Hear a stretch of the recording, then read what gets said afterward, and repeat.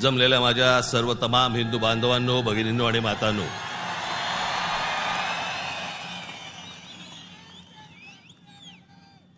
सर्वप्रथम मी आपणाला सर्वांना गुढीपाडव्याच्या मनपूर्वक शुभेच्छा देतो.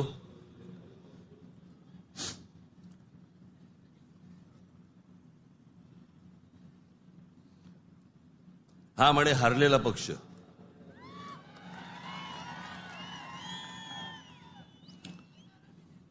झालं, निवडणुका संपल्या, सगळ्या गोष्टी झाल्या.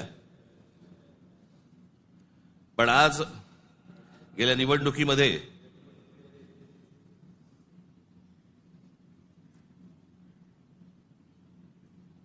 ज्यांनी मतदान करून ज्यांची मतं दिसली त्या सर्व मतदारांचे मी मनपूर्वक आभार मानतो. आणि ज्या मतदारांनी महाराष्ट्र नवनिर्माण सेनेला मतदान करून देखील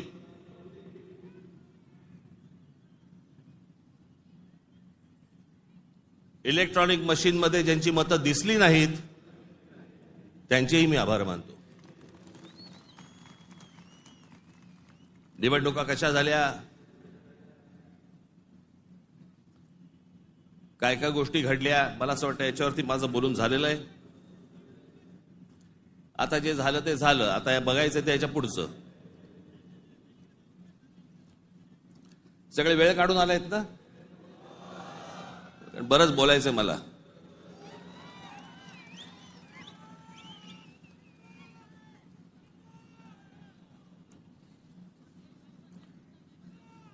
अनेक विषय,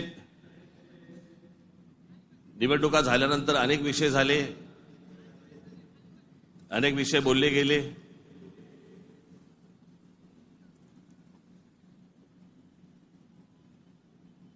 सदिच्छांचे, शुभेच्छांचे अनेक मला फोन पण आले आणि नेमके आजच आले.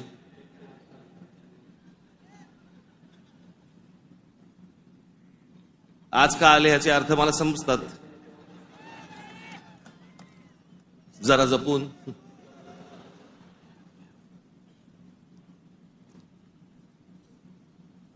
पण गेले काही दिवस ज्या काही घटना घडल्या, मला असं वाटतं काही गोष्टींचं तुम्हाला सांगणं खूप आवश्यक आहे, गरजेचं आहे.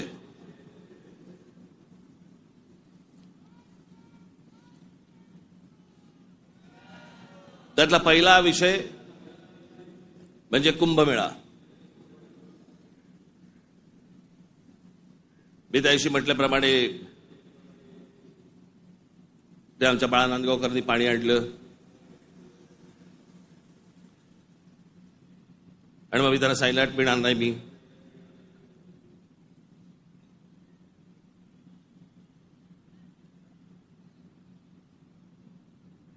मग नव्याने वारं शिरलेल्या काही हिंदुत्ववाद्यांना असं वाटलं, अरे मी कुंभमेळ्याचा अपमान केला. मूर्ख आहात का?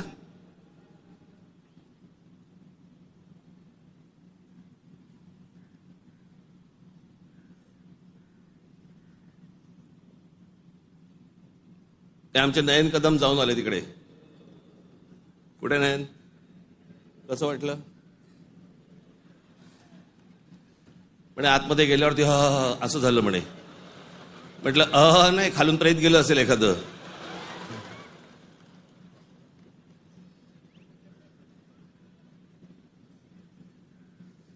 आपल्या देशामधल्या नद्यांची जी अत्यंत भीषण अवस्था आहे,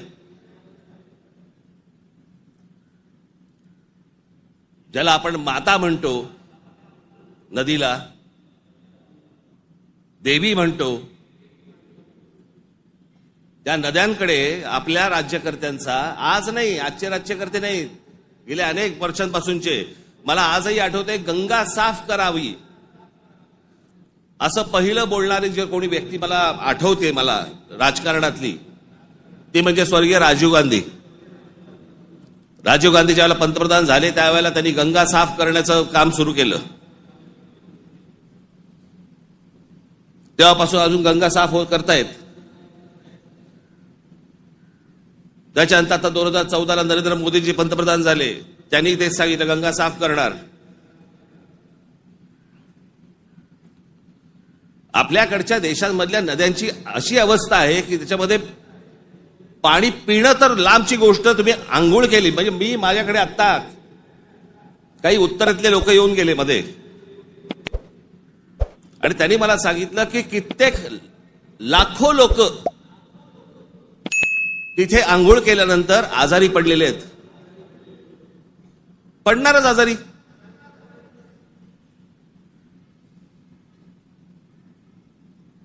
त्या गंगेवरची काय परिस्थिती आहे.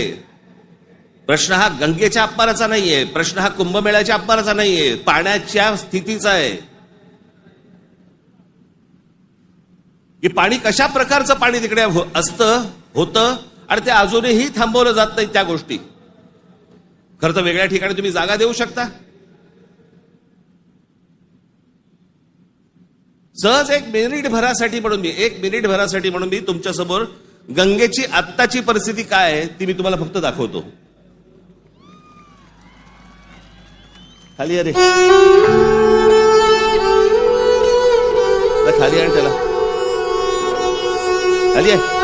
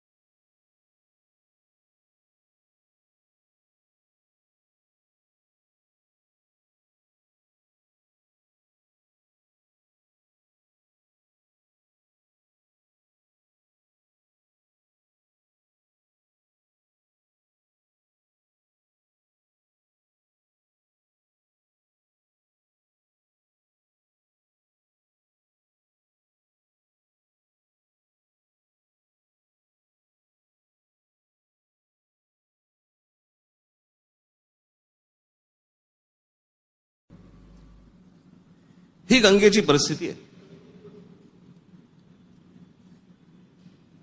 आतापर्यंत 33,000 कोटी रुपये खर्च झाले त्याच्यावरती. तुम्ही आता तो महंत बघितलात ज्याला बोटीतनं तसाच्या तसाच टाकून दिला.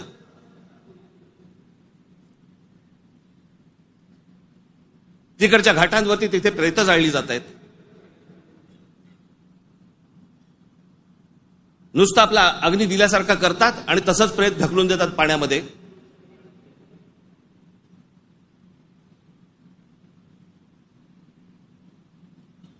हा कोणता धर्म.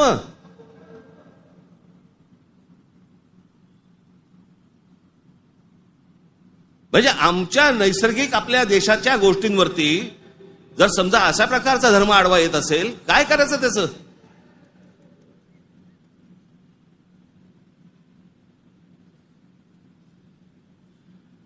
आपल्या गोष्टींमध्ये आपण सुधारणा नको का करायला.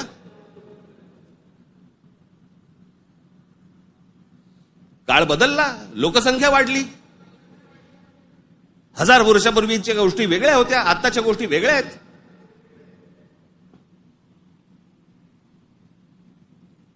हेच सगळे विधी आटपण्यासाठी म्हणून त्याच इथे वेगळ्या एका घाटावरती एखादी जागा करता येत नाही का. मग काय सांगतात लोक ऐकत नाहीत. ऐकत कसे नाहीत. दारू पिऊन गाडी चालवल्यावरती पोलीस पकडतात. हे समजल्यावरती लोक टॅक्सीने जायला लागले की नाही पिऊन. झाली की नाही सुधारणा.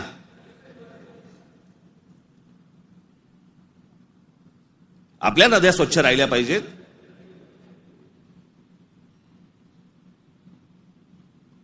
या सगळ्या नद्यांवरचे जे काही मधले भाग आहेत इतके गलिच्छ आहेत, इतके गलिच्छ. आणि या नद्या बर्बाद कोण करतोय. आपणच करतोय. कशाच्या नावाखाली. धर्माच्या नावाखाली.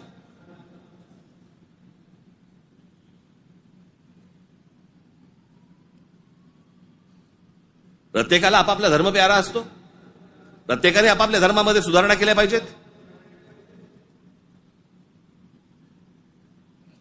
मी ज्या वेळेला हे गंगेवरचं ज्यावेळेला मी पाहत होतो सगळ्या गोष्टी, मला कळे ना हे कसं काय चाललंय.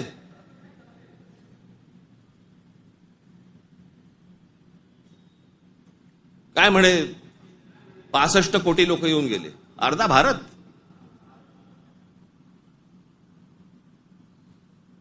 चला त्यातले आपण 5 लाख आपण पकडूया, व्हीव्हीआयपी आणि व्हीव्हीआयपी. बाकीचे काठावरच बसले असतील खो खो खेळायला, बरोबर की नाही? प्रत्येकाची जरी 200-200 ग्रॅम पकडली, चीनची भिंत बांधता आली असती आपल्याला.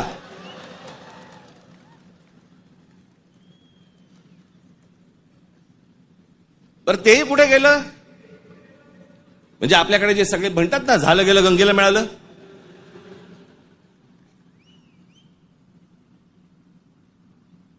महाराष्ट्रामधली देखील आज नद्यांची परिस्थिती हेच. आमच्या कोकणामधली सावित्री नदी घ्या, सगळं केमिकलने भरली आहे. मी आता आणलंय इथे तुमच्यासाठी.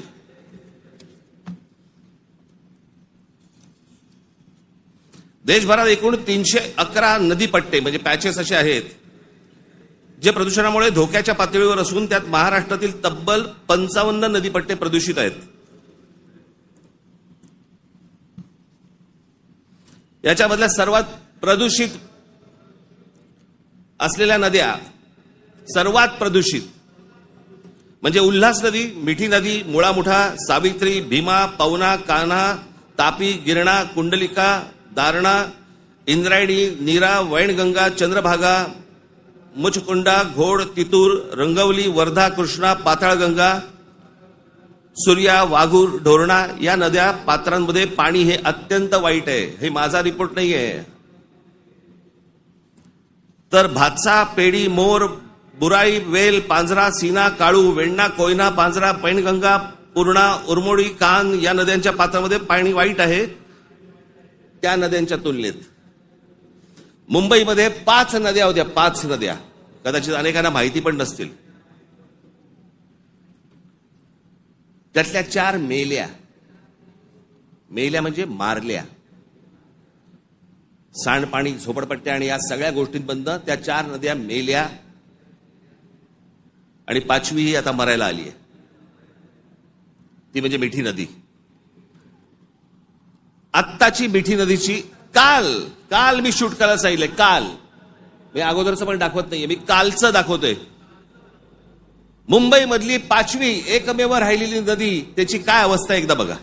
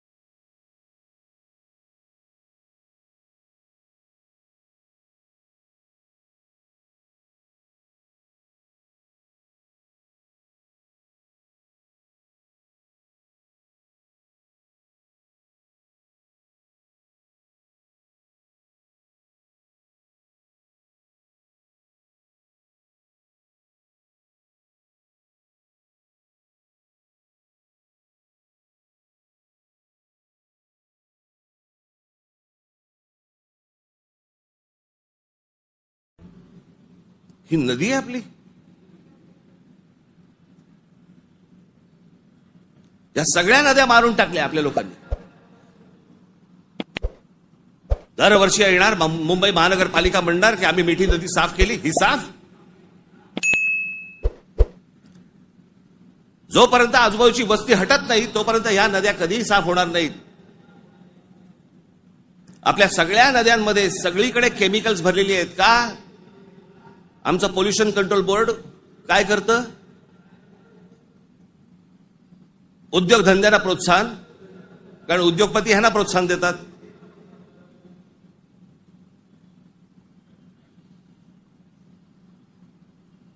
जे म्हणून आपल्याकडचे नैसर्गिक स्रोत आहेत आपण ते बंद करायचे आणि त्याच्यानंतर त्याच्यावरती बोलल्यानंतर तुमचा धर्म आडवा येणार.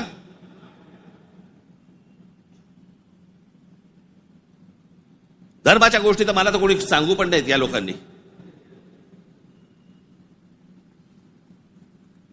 काही गोष्टी आपण आपल्यात सुधारल्या पाहिजेत.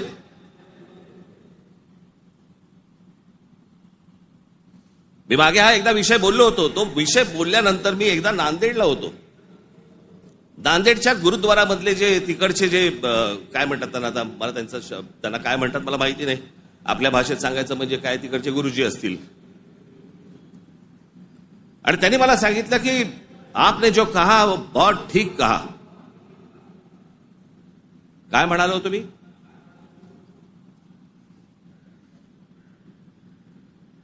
आमच्याकडे महानगरपालिका, जिल्हा परिषदा, ग्रामपंचायती, देशभर सगळ्या ठिकाणी आमच्याकडे काय भिंती रंगवल्या जातात, बोर्ड लावले जातात, झाडं जगवा, झाडं वाचवा.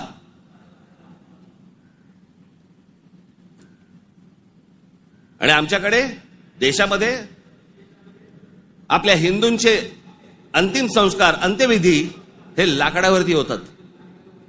कुठून येतं लाकूड? लाकूड येणार कुठून? या देशातली जंगलतोड झाल्याशिवाय लाकूड येणारच नाही.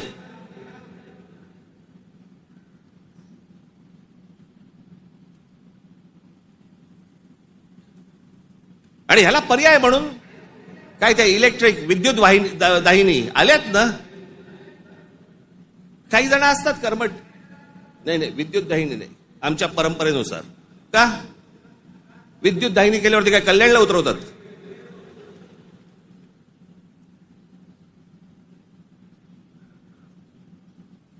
देशभर विद्युत दाहिन्या झाल्या पाहिजेत. त्या विद्युत दाहिन्या झाल्या तर लाकूड लागणार नाही. लाकूड लागणार नाही मग जंगल राहतील.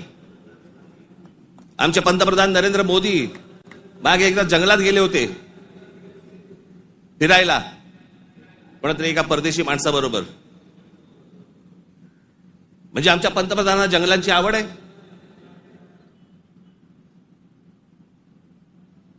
मध्ये त्या अंबानीच्या कुठेतरी त्या जामनगरला गेले, वनतारा का तंतारा काहीतरी. म्हणजे त्याला प्राण्यांची आवड आहे.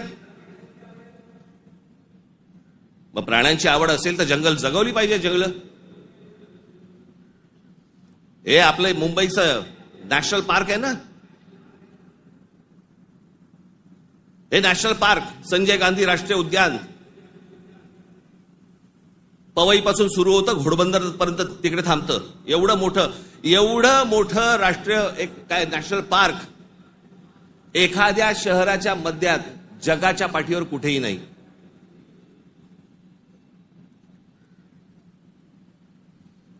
आपण आमचे मूळ विषयच आपण विसरलेलो आहोत.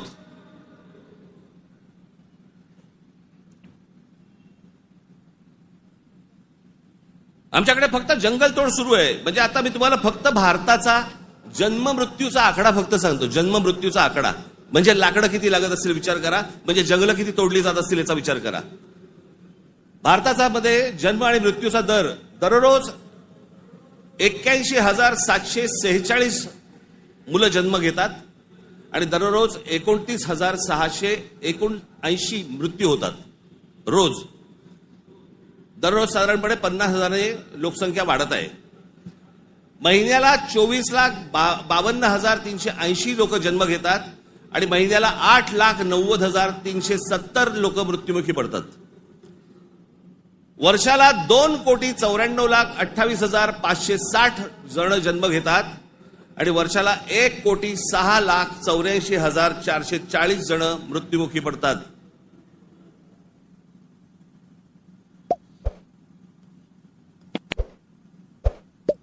आपण एका बाजूने बोंबलायचं, आमच्याकडे दुष्काळ पडलाय, आमच्याकडे पाणी नाही. मराठवाड्यातल्या अनेक ठिकाणी 7-7 दिवस पाणी येत नाही. भारतामधल्या अनेक जिल्ह्यांमध्ये तिथे पाणी येत नाही. आम्ही पाणी येत नाही, सगळ्या गोष्टी होत नाही म्हणून बोंबलत बसायचं आणि आपणच ऱ्हास करायचा या गोष्टींचा. मूळ विषयांकडे आमचं लक्षच नाही. सगळे विषय भरकटवले जातात. आमच्याकडे कोण येतो, आम्हाला पाय जंगलांची पडली नाही, पाण्याची पडली नाही, कशाची पडली नाही, आम्हाला पडली औरंगजेबाची. तो बसला एकटा द्राक्ष खात आणि आम्ही भांडतोय.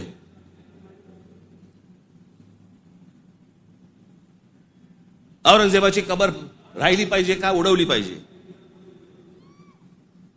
आत्ता कुठून आठवलं?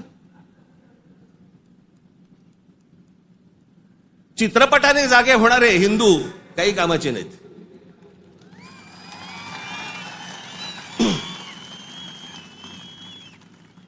काही कामाचे नाहीत ते. चित्रपट थिएटरमधनं उतरला की हे उतरले.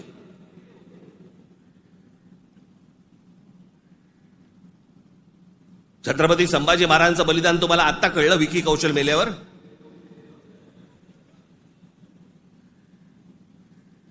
अक्षय खन्ना औरंगजेब बनून आल्यावर तुम्हाला औरंगजेब कळायला लागला?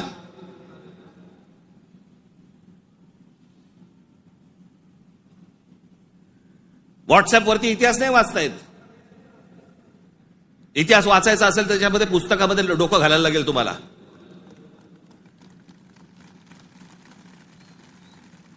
कोणीही बडबडायला लागले हल्ली इतिहासावरती. विधानसभेत पण बोलतात. खरं तर त्यांचं काही काम नाही. औरंगजेबावरती बोलतायत. माहिती तरी का औरंगजेब काय प्रकरण होतं? हे बाहेरून आलेले सगळे लोक. औरंगजेबाचा जन्म गुजरात मधला, दाहोद नावाच्या गावामधला औरंगजेबाचा जन्म.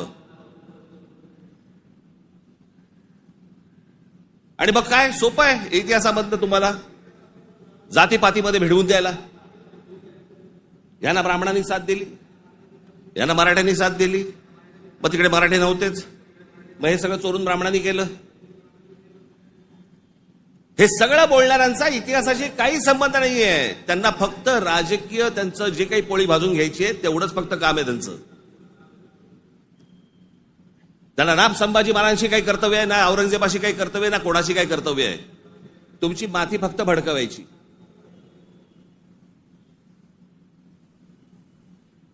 कसल्या इतिहास बोलतोय आपण? अहो, इतिहासाच्या पानात खोलवर गेलात ना, सगळ्या अपेक्षांची आणि कल्पनांची आणि भावनांची सगळी भांडी ठळाठळ फुटतील.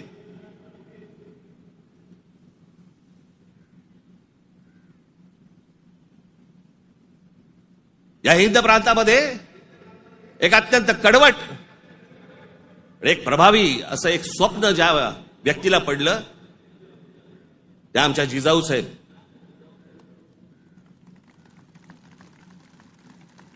हे त्यांचं स्वप्न त्यांचे वडील असल्यापासून त्या बघत होत्या. त्यांना समजत नव्हतं हे काय चाललंय.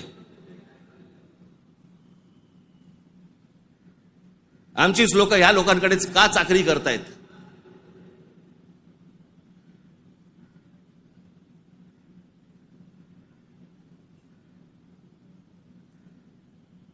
आणि छत्रपती शिवाजी महाराज म्हणजे या हिंद प्रांतावरती केलेला एक संस्कार आहे.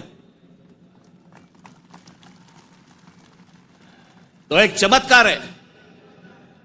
ती एक विलक्षण घटना आहे.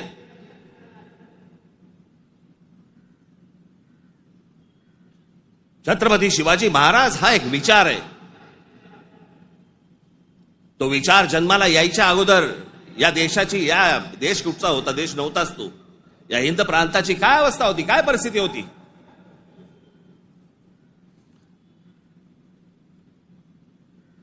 सर्व जातीचे लोक कोणाला कोणाच्याकडे होतेच ना कामाला. दूर कशाला जा? छत्रपती शिवाजी महाराजांचे वडील हे आदिलशाहीतच होते ना.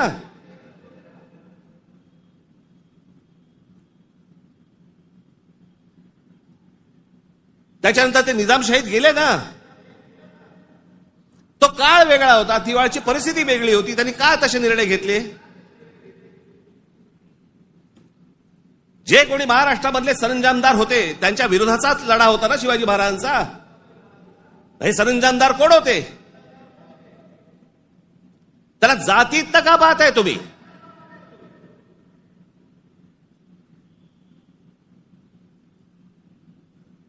अफजल खानाचा वकील हा कोणी कुलकर्णी नावाचा होता, ब्राह्मण होता. अफजल खानाची बोलणी करायला गेलेला छत्रपती शिवाजी महाराजांचा वकील देखील ब्राह्मणच होता.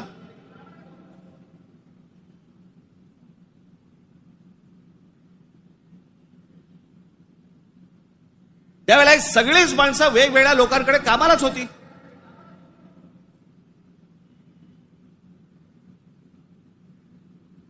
इतिहासातली प्रत्येक गोष्ट काही कागदावरती लिहिलेली नाहीये. त्यावेळेला त्या परिस्थितीत काय निर्णय घेतले असतील आपल्याला काय माहिती. 300-400 वर्षापूर्वीचा इतिहास, त्याच्यावरती आम्ही आज भांडतोय जातीत.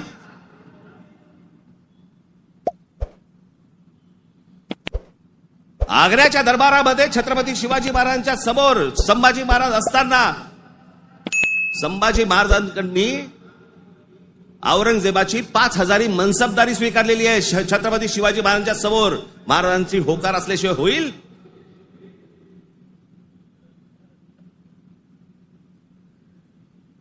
पण आता दरबारात अडकलोय, स्वीकारण्याशिवाय पर्याय नाही. आता स्वीकारू, नंतरचं नंतर बघू. राजकारण असतं ते. परिस्थिती काय, त्या परिस्थितीमध्ये कोणते निर्णय घ्यावे लागतात, काय परिस्थिती असते, आपण पाहणार आहोत का नाही. कशा अंगाने इतिहास पाहायचा असतो हे आपण कधी बघणार आहोत की नाही.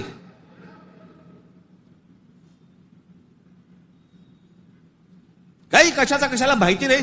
छत्रपती शिवाजी महाराजांसाठी औरंगजेबाचा जो माणूस आला होता, मिर्झा राजे जयसिंग राजपूत, हिंदू होता ना.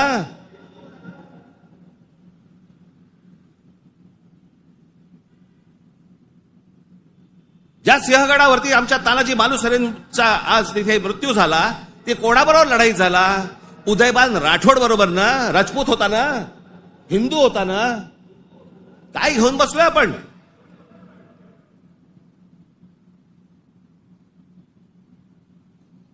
कोणत्या काळात जगतो आहोत आपण?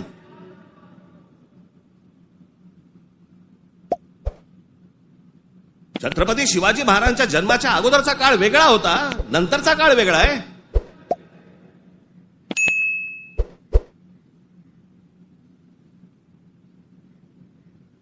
मी अनेकदा माझ्या भाषणाबद्दल मी सांगितलेलं आहे, परत एकदा सांगतो, औरंगजेब विषय निघालाय म्हणून.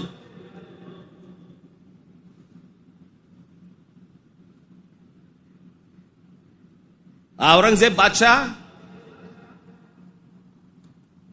याचं राज्य कुठपासून कुठपर्यंत होतं?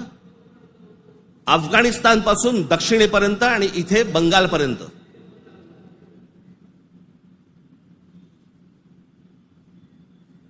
छत्रपती शिवाजी महाराज ज्यावेळेला आग्र्यावरनं निघाले, सुटले, महाराष्ट्रात जेव्हा आले, त्याच्यानंतर राज्याभिषेक झाला 74 साली आणि 1680 साली महाराजांचा मृत्यू झाला, निधन झालं त्यांचं. त्या दरम्यान औरंगजेबाचा एक पुत्र, मुलगा, महाराज गेल्यानंतर दक्षिणेत आलाय आणि औरंगजेबाच्या मुलाला शह म्हणजे राहायला जागा बरोबर घेतलं. हे संभाजीराजांनी घेतलंय.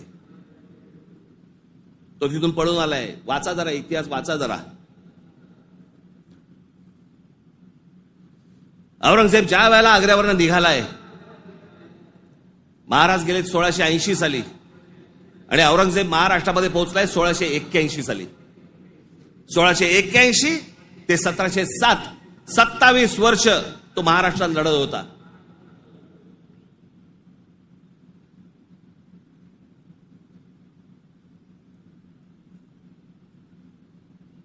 आमच्या संभाजी राजांबरोबर लढला. त्यांना क्रूर पद्धतीने मारलं. राजाराम महाराज लढले, संताजी धनाजी लढले आणि आमच्या तारा राणी साहेब लढल्या.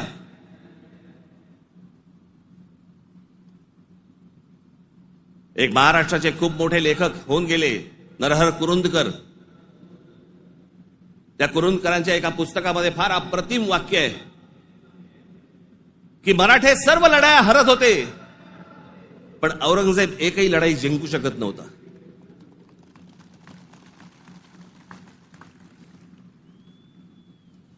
याचं कारण छत्रपती शिवाजी महाराजांचं निधन झाल्यावरती खरं तर औरंगजेबाने परत जायला पाहिजे होतं आग्र्याला. नाही, तो इथे का थांबला? एवढा मोठ्या बलाढ्य प्रदेशाचा राजा, शहनशाह, एका 2.5, 3, 3.5, 4 जिल्ह्याच्या एका राजासाठी इथे ठाण मांडून का बसला?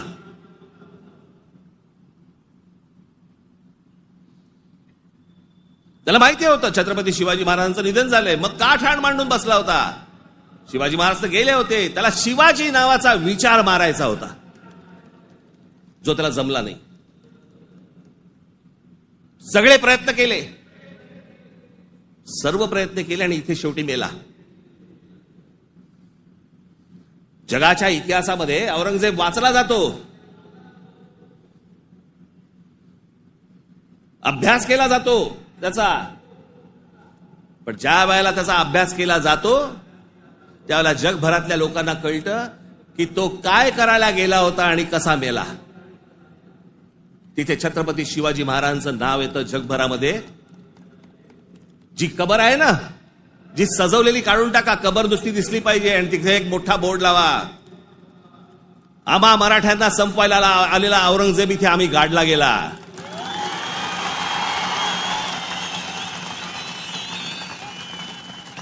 हा आमचा इतिहास.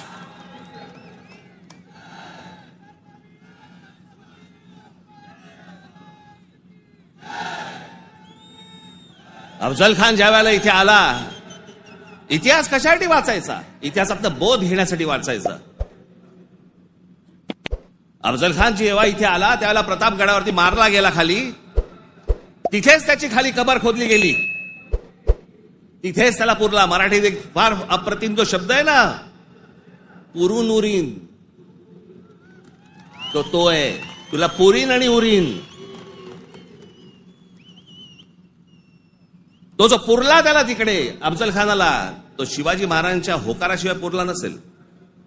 त्याची कबर जी केली आहे ती महाराजांना विचारल्याशिवाय केली नसेल. महाराजांनी सांगितलं असेल, निश्चित करा, जगाला कळू दे कोणाला मारलाय.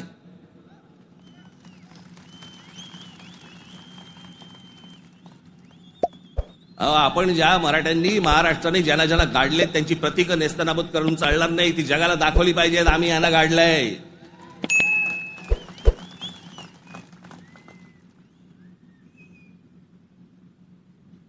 इस्रायलची एक खूप मोठी संघटना आहे मोसाद नावाची, त्यांचं एक पुस्तक आहे. त्या पुस्तकामधली एक ओळ फार अप्रतिम ओळ आहे आणि त्याच्यात त्यांनी दिलंय की आम्ही अनेक स्मारकं बांधली इथे इस्रायलमध्ये, पण अनेक लोकांची आम्ही स्मारकं बांधली नाहीत. का? कारण ती जर बांधली तर जगामध्ये ते कृत्य आम्ही केलंय असं जगाला कळेल, म्हणून आम्ही नाही बांधली.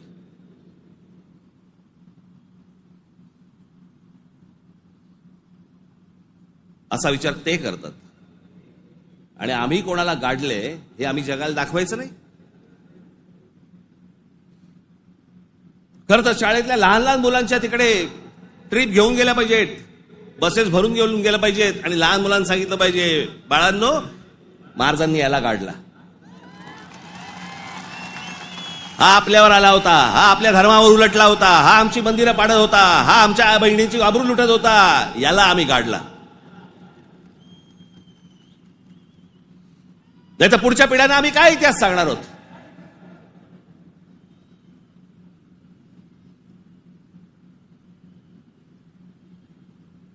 माझं महाराष्ट्रातल्या सर्व तरुणांना आणि तरुणींना माझं सर्वांना सांगणं आहे, खास करून तरुणांना आणि तरुणींना, व्हॉट्सअपवरती इतिहास वाचायचा पहिला बंद करा. आणि इतिहास ज्या वेळेला तुम्हाला जातीतनं सांगण्याचा कोणीतरी प्रयत्न ज्या वेळेला करेल त्यावेळेला लक्षात ठेवा, तो कुठच्या ना तरी कुठच्या पक्षाला बांधील असेल. तुमची फक्त माती भडकवण्यासाठी हे सगळे उद्योग केले जातात. तुम्ही एक होऊच नाहीत, तुम्ही मराठी म्हणून एक येऊच नाहीत, तुम्ही महाराष्ट्र म्हणून एक येऊच नाहीत, याच्यासाठी जे सगळे प्रयत्न चालू असतात.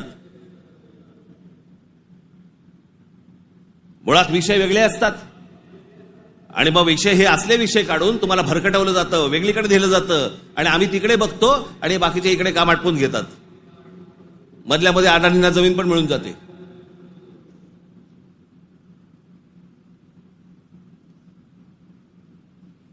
मुंबईचा विमानतळ दिला अदानीनं, मग अजून कुठचा नवी मुंबईचा दिला अदानीला, मग आता पालघरचा दिला अदानीला, मग तिकडचं बंद दिला अदानीला. अदानी हुशार निघाला, आम्ही अडाणी निघालो.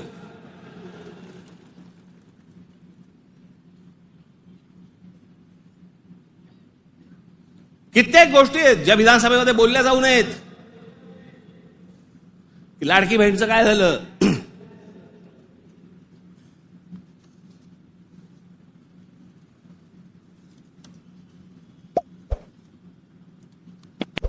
लाडकी बहीणचं काय झालं? काही नाही. बंद होणार ती योजना. मी निवडणुकीच्या वेळेला सांगत होतो, पण माझं खरं सांगून तुम्हाला पटलं नाही, त्यांचं खोटं सांगून पटलं. काय कमाल आहे.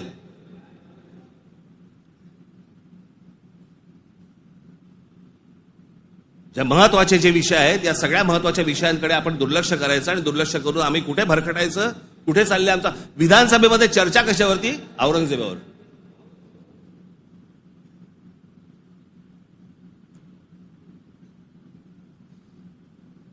मी तुम्हाला मुद्दामून सांगतोय की तो तुर्कस्तान म्हणजे आत्ताचा टर्की हा देश तलवारीच्या धारेवरती, धर्माच्या धारेवरती उभा राहिला.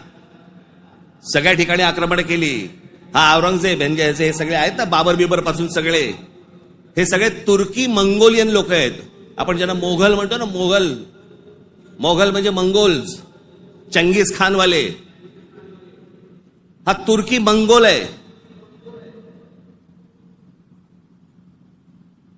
सगळं धर्म, सगळं मुस्लिम धर्म तलवारीच्या धारेवरती सगळा देशभर जगभर पसरवण्याचा प्रयत्न केला. नंतर धर्माच्या आधारावरती तुम्हाला देश नाही उभा करतायत. हे अनेक देशांना समजलं. त्यातला पहिला टर्की म्हणजे तुर्कस्तान. तिकडे 1922 साली त्यांच्या पंतप्रधान का काय प्रेसिडेंट जो काय असतो तो, त्याच्यावरती केमाल पाशा नावाचा माणूस आला आणि केमाल पाशाने सगळं अख्खं तुर्कस्तानचं चित्र अख्खं पालटवून टाकलं. 1938 साली मला असं वाटतं ते गेले. त्याच्यानंतर जी लोक आली तिथे इस्लाम आता म्हणण्यापुरता आहे तिथे, पण तो आता भाग दक्षिण युरोप म्हणतात त्याला, दक्षिण युरोप. तिकडची परिस्थिती, तिकडची अवस्था जर समजा तुम्ही बघितलीत, म्हणजे त्या सगळ्या ठिकाणी मशिदी आहेत, सगळ्या गोष्टी आहेत, पण तुम्हाला रस्त्यावरती धर्म दिसत नाही. कारण त्याच्या लक्षात आलं की धर्मामुळे देशाची प्रगती होणार नाही. त्याने काय काय प्रकार केले? केमाल पाशाने राज्यघटनेत तुर्कीला धर्मनिरपेक्ष राष्ट्र म्हणून घोषित केलं. इस्लामला राज्य धर्माचा दर्जा काढून टाकला. शरिया कायदे रद्द करून स्विस सिव्हिल कोडवर आधारित नवीन कायदा लागू केला. त्याच्यानंतर अरबी लिपीऐवजी लॅटिन लिपी स्वीकारली. फ्रेंच फेज टोपी त्यांची जी होती त्याच्यावर बंदी आणि पाश्चिमात्य पोशाखांना प्रोत्साहन दिलं. मशिदींमधील अरबी प्रार्थनांना तुर्की भाषेत बदललं. आता सध्याचे टर्कीचे सध्याचे अध्यक्ष एर्दोगन यांनी मवाळ इस्लाम स्वीकारला वगैरे सोडा, टर्कीला दरवर्षी टुरिझम म्हणून किती लोक भेट देतात? 5 कोटी लोक भेट देतात. वर्षाला साधारणपणे $400 बिलियन त्यांचं उत्पन्न होतं, निर्माण होतं. हे देश सगळे त्याच्यातनं बाहेर पडतायत आणि आम्ही धर्मांधतेकडे जातोय. धर्म प्रत्येकाने जोपासला पाहिजे उंबरठ्याच्या आत. आणि त्यांनी जर समजा बाकीच्यांनी जर समजा धर्म रस्त्यावरती आणला तर मग काय आम्ही बुलडोजर फिरू? मी ज्यावेळेला सांगितलं होतं हे सगळे लाऊडस्पीकर बंद करा मशिदींवरचे, ऐकलं नाही. माझ्या 17,000 महाराष्ट्र सैनिकांवरती केसेस टाकल्या. आणि आता परवा दिवशी आमच्या महाराष्ट्र राज्याचे मुख्यमंत्री देवेंद्र फडणवीस म्हणतात की आम्ही त्यांना सांगितलेलं आहे रात्री 10 ते सकाळी 6 भोंगे वाजणार नाहीत. अहो तेव्हा वाजतच नाहीत. प्रश्न आहे सकाळी 6 ते रात्री 10. या लाऊडस्पीकरचा, सततच्या लाऊडस्पीकरचा लोकांना त्रास होतो. तुमचे काही सण बिण असतील तर आपण समजू शकतो, पण सरकार म्हणून कोणतंही पाऊल न उचललं. पाऊल कोणी उचललं? उत्तर प्रदेशने उचललं, योगींनी उचललं. त्यांनी सगळ्यावरचे लाऊडस्पीकर बंद केले. आपण इथे घोषणा केली, लाऊडस्पीकर त्यांनी बंद केले. आमच्या इकडे तसंच चालू आहे.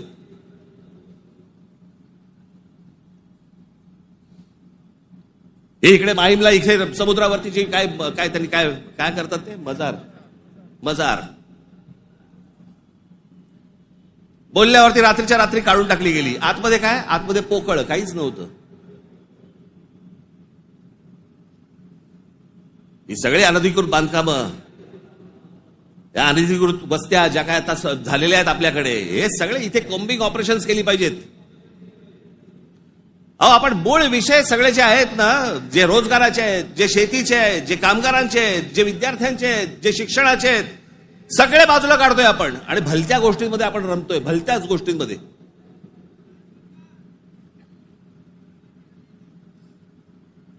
आज त्या बीडला जे झालं, ते संतोष देशमुख, काय बिचारे, त्यांना काय किती घाणेरड्या पद्धतीने मारावं, किती घाणेरड्या पद्धतीने मारावं. बरं, तुमच्या अंगामध्ये नसामध्ये जर एवढी क्रूरता भरलेली असेल ना, मी दाखवीन जागा, तिथे जा.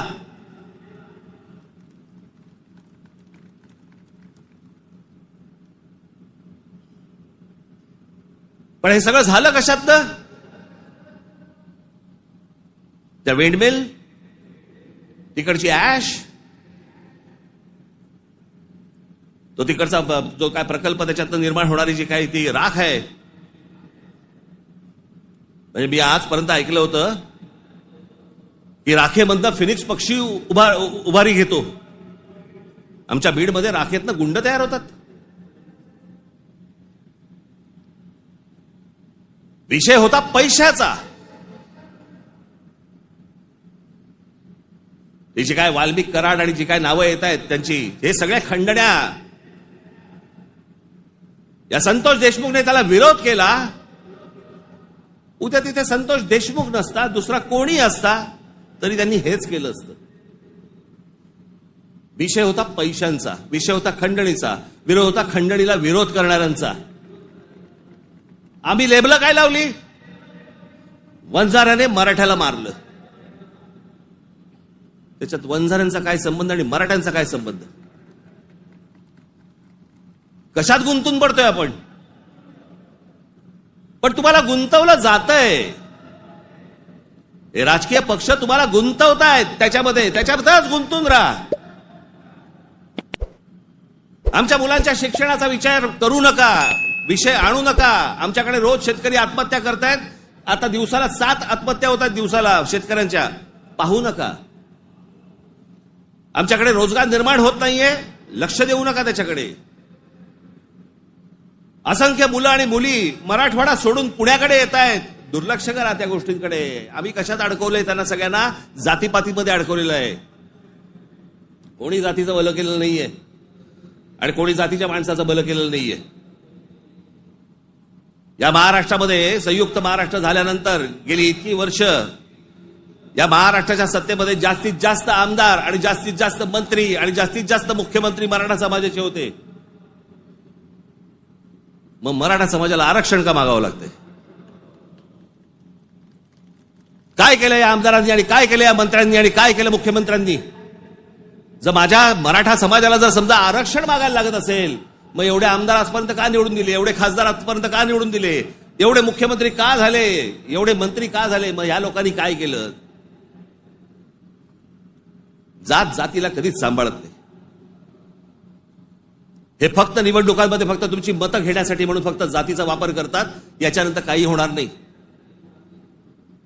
निवडणुकीच्या तोंडावरती तुम्हाला सांगितलं होतं शेतकऱ्यांना कर्जमाफी करू म्हणून, सांगितलं होतं ना.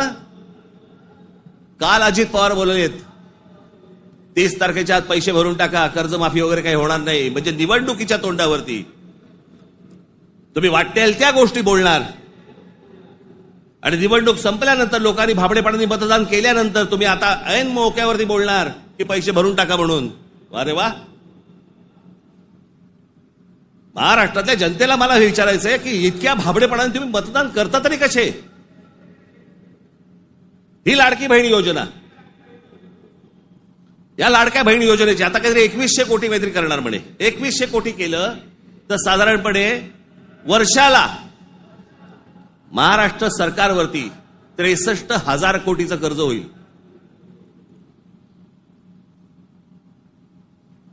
म्हणजे साधारणपणे 5 वर्षाचे काढा तुम्ही किती होतात. 3-3.5-4 लाख कोटी होतात. हे फक्त वाटण्यात. ते वाटू शकत नाहीत. सरकारकडे पैसे नाहीत. ही योजना बंद होणार. कर्ज काढून दिवाळी साजरी करायला सांगितले कोणी?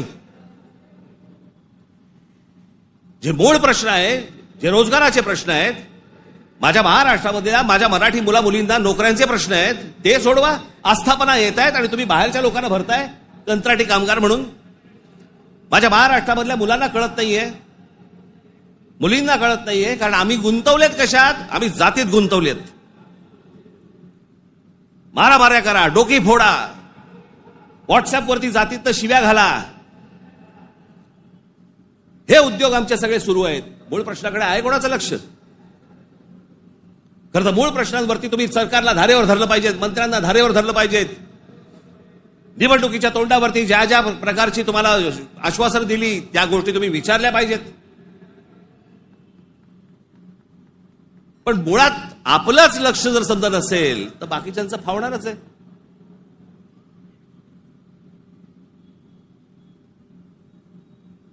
तुम्ही सगळे या जातीपातीचे सगळे भेद गाडून तुम्ही एक मराठी म्हणून उभे राहायला पाहिजेत. बाकीच्या राज्यांमध्ये बघा, तामिळनाडू बघा, तामिळनाडूमध्ये हिंदी आणतायत, नाही म्हणून त्यांनी सांगितलं येऊ देणार नाही. केरळामध्ये येऊ देणार नाही. आम्हीच लोटांगण घालतोय. आम्हालाच समजत नाही आम्ही काय करायचंय. मी इतका भांबावलेला मराठी माणूस आजपर्यंत कधी बघितलं नाहीये. मी इतका राजकारणाचा झालेला चिखल देखील मी आजपर्यंत पाहिलेलं नाहीये. कोणत्याच गोष्टींचं आम्हाला गांभीर्य उरलेलं नाहीये. सगळेजण त्या इंस्टाग्रामवरती चालू आहेत, कारण डान्स बार बंद झाले. तिकडे जे हे चालायचं ते सगळं मोबाईलवरती आलं. कशात गुंतून पडलेला आहात एकदा जर विचार करा. हे ज्या गोष्टी बोलतात, ज्या गोष्टी सांगतात, खरं तर माझं मत आहे, मी आता झाला, निवडणुका संपल्या, शिमगा झालेला आहे, होळी संपलेली आहे. तुमच्या साक्षीने सांगतो, माझं खरं तर देवेंद्र फडणवीस तुमच्या हातामध्ये एक चांगलं राज्य, सुसंस्कृत राज्य हातामध्ये आलेलं आहे. याच्याकडे नीट बघा.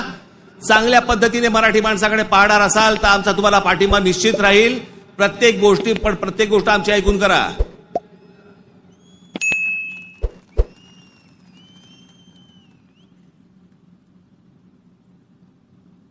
महाराष्ट्र आसुसलेला आहे. आता उन्हाळा आहे, आता पाण्याचे प्रश्न सुरू होतील.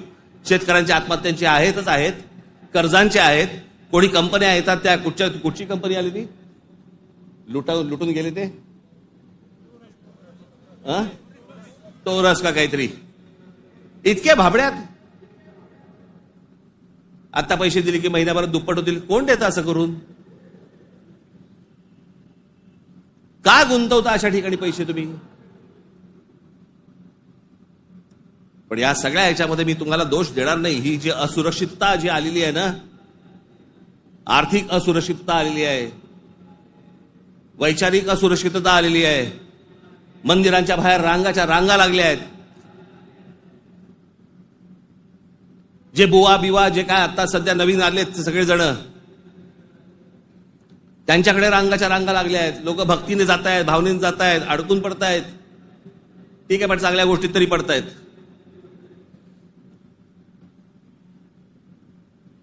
आज चहूबाजूनी महाराष्ट्राला सर्व बाजूनी विळखा पडतोय. मराठी माणसाला विळखा पडतोय.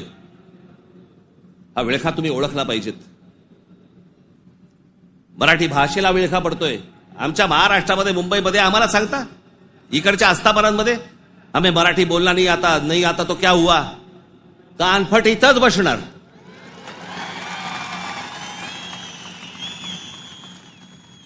फालतू देशबीज सांगायचं नाही आम्हाला. प्रत्येक राज्याची एक राजभाषा आहे, त्या राजभाषेचा सन्मान हा प्रत्येक राज्यामध्ये राखला गेला पाहिजे. महाराष्ट्रामध्ये, मुंबईमध्ये मराठीचा मान हा राखला गेलाच पाहिजे प्रत्येक आस्थापनेत. या महाराष्ट्रामधल्या उद्यापासून तयारीला लागा. महाराष्ट्रातल्या प्रत्येक बँकेत मराठी वापरली जाते की नाही पहिलं चेक करा. प्रत्येक बँकेत, प्रत्येक आस्थापनेत तुम्ही मराठी म्हणून सगळेजण कडवटपणे उभे राहायला पाहिजेत. या देशामधला हिंदू हा हिंदू तेव्हाच होतो जेव्हा मुसलमान रस्त्यावरती येतात. एरवी फक्त भक्तिभावाने असतात, पण हिंदूंमधला हिंदू जेव्हा जागरूक होतो तो फक्त दंगलीमध्ये हिंदू असतो. दंगल संपली की तो मराठी, पंजाबी, गुजराती, बंगाली सगळा होतो. आणि मग ज्याला तो मराठी होतो त्याला मग तो साळी, माळी, मराठा, ब्राह्मण, कुणबी सगळा होतो. आपापल्या जातीबद्दल प्रेम असणं हे स्वाभाविक आहे, पण दुसऱ्याच्या जातीबद्दल विद्वेष असणं, तिरस्कार असणं ही विकृती आहे.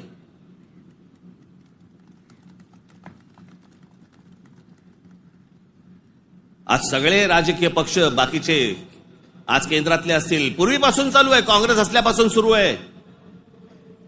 या सर्व प्रश्नांकडे तुमचं गांभीर्याने लक्ष असलं पाहिजे. मी आज फक्त तुम्हाला एक गोष्ट वाचून दाखवणार आहे. 1966 साली शिवसेनेच्या जन्माच्या वेळेला माझ्या आजोबांनी एक पुस्तक लिहिलं होतं. बघा, 1966 सालची गोष्ट बोलते मी तुम्हाला. 1966 माझ्या आजोबांनी एक पुस्तक लिहिलं होतं. मी ते लवकरच मी ते रिप्रिंट करून तुमच्या पुढे आणणार आहे. मी त्या पुस्तकाचं नाव होतं ऊठ मराठ्या ऊठ.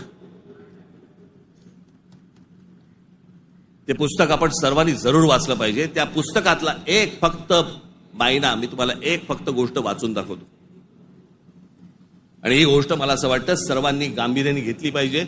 या गोष्टींवरती विचार केला पाहिजे. पूर्वीची काँग्रेस असो, नाही तर आताची भाजपा असो, नाही तर अजून येणारे दुसरे कुठचाही केंद्रामधला पक्ष असो किंवा राज्यामधला, मराठी माणसांनी या गोष्टींचा विचार करणं गरजेचं आहे. हे आजोबांनी 66 साली लिहिलंय. तीच गोष्ट आज तंतोतंत आपल्याला लागू पडते. ती मी गोष्ट फक्त तुमच्यासमोर वाचून दाखवतो. भाषा म्हणजे काय बोलायचीच नाही, कमाल भाषा. आज महाराष्ट्राचा मराठा आत्मस्वरूपाला पारखा होऊन ना अरत्री ना परत्री, म्हणजे ना इथे ना तिथे, अशा मोहनीय अवस्थेत आहे. त्याचा उज्ज्वल भूतकाळ त्याने चुकूनही आठवू नये. त्याचा उज्ज्वल भूतकाळ, जे मी मगाशी तुम्हाला सांगतो ना, इतिहासातल्या चांगल्या गोष्टी, त्याचा उज्ज्वल भूतकाळ त्याने चुकूनही आठवू नये. या धोरणाने त्याच्या त्या इतिहासाची जडणघडण नव्या राजकारणी रंगढंगाला साजेशी बदलण्याचा उद्योग सध्या चालू आहे. काळाच्या कचक्यालाही न जुमानता ग्रंथ दसतात आणि पिढ्यानपिढ्यांच्या स्मरणात परंपरेने चिरंजीव झालेल्या ठळक ऐतिहासिक घटनांवर ही निरनिराळे बनावट अर्थ बनवण्यात येत आहे. जिकडे पाहावे तिकडे जे आता चालू आहे, त्या इतिहासाचे वेगवेगळे अर्थ तुम्हाला सांगितले जात आहेत. वेगवेगळ्या गोष्टी सांगितल्या जात आहेत जाती जातींमधनं. त्याच्यामध्ये एक त्यांनी एक उतारा दिलाय. गलबला बुद्धी नासते, नाना निश्चय सांगती, ऐकावे कोणाकोणाचे, बोलत आहे बहुचकी, करंटे मिळाले सर्वही, जो तो बुद्धीचं सांगतो. प्रत्येक जण आपापल्या पद्धतीने काहीतरी सांगत असतो. त्यांची बुद्धिमत्ता तेवढी नसते, पण प्रत्येकाला वाटतं मला व्यक्त व्हायचंय, आणि प्रत्येक जण बुद्धी पाजळत असतो. त्यांच्याकडनं बुद्धी घेऊ नका, चांगली पुस्तकं वाचा. असा समर्थोक्त देखावा दिसत आहे. बुद्धिभेदाच्या या वावटळीत शिक्षितांपासून अशिक्षित मजुरांपर्यंत सारे गुरफटले गेले आहेत. जागृतीचा, उत्थानाचा बोध करील तो जातीयवादी, संकुचित वृत्तीचा, देशद्रोही म्हणून त्याची सर्वत्र निंदा लानस्ती आणि जाहीर सभातून निषेध करण्यात येतो. कारण स्पष्ट आहे. महाराष्ट्राचा मराठा जागा होऊन आपल्या आत्मस्वरूपाचा शोध घेण्या इतका कदरबाज स्वाभिमानी बनू लागला तर सत्ता स्पर्धेच्या शर्यतीच्या रिंगणात आपल्या पक्षीय घोड्यावर स्वार झालेल्यांचे रिकीबितले पाय लटपटल्याशिवाय राहणार नाहीत. हे जे आज सत्तेचे सगळ्या घोड्यांवर चालू आहे ना, घोड्यांवरती बसलेले आहेत, तुम्ही एक व्हा. तुम्ही एक मराठी म्हणून ताकद ह्यांना सर्वांना दाखवा. नाही ह्यांचे पाय लटलटले तर मला सांगा. पण तुमच्यामध्ये सगळ्यांमध्ये फक्त मतभेद निर्माण करणं, बुद्धिभेद निर्माण करणं आणि त्या बुद्धिभेदातनं ह्यांना फक्त सत्ता राबवायची आहे सगळ्यांना. आज सत्तेवर बसले तेवढंच नाही म्हणत मी, सगळेच. म्हणून मला तुम्हाला एवढंच सांगायचं आहे आजच्या या गुढीपाडव्याच्या दिवशी.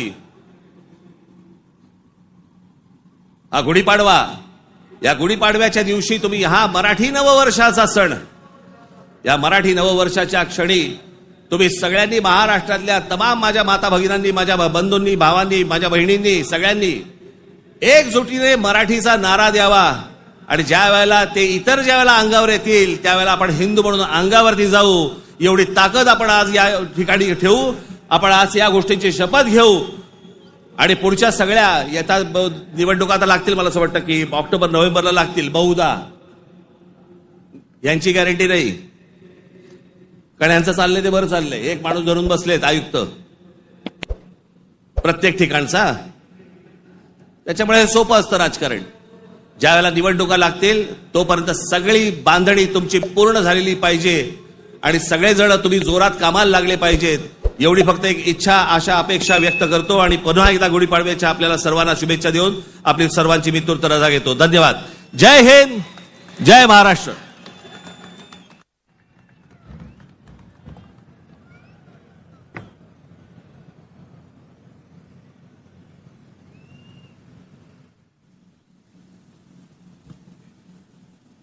हे जे सगळं मी आजपर्यंत जे काही तुमचं प्रेम मला जे मिळालेलं आहे त्या प्रेमावरती आधारित आजपर्यंत जी सगळी घोडदौड सुरू आहे, ती जी ऊर्जा मला जी मिळते ना, ती तुमच्याकडनं सगळ्यांकडनं हे तुम्ही येता तेव्हा मिळते. पण आपला एक महाराष्ट्र सैनिक नगर जिल्ह्यातला कोल्हापूरला अंबा मातेचं दर्शन घेऊन तिथून तो आजच्या सभेसाठी पायी पायी कोल्हापूरवरनं इथे आलेला आहे. मी ते प्रमोद आरणे, कुठे गेला ते इकडे,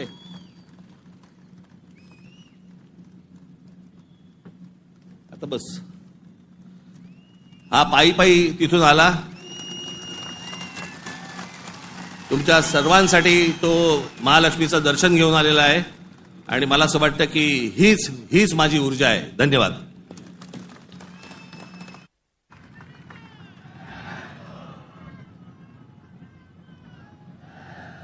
कृपया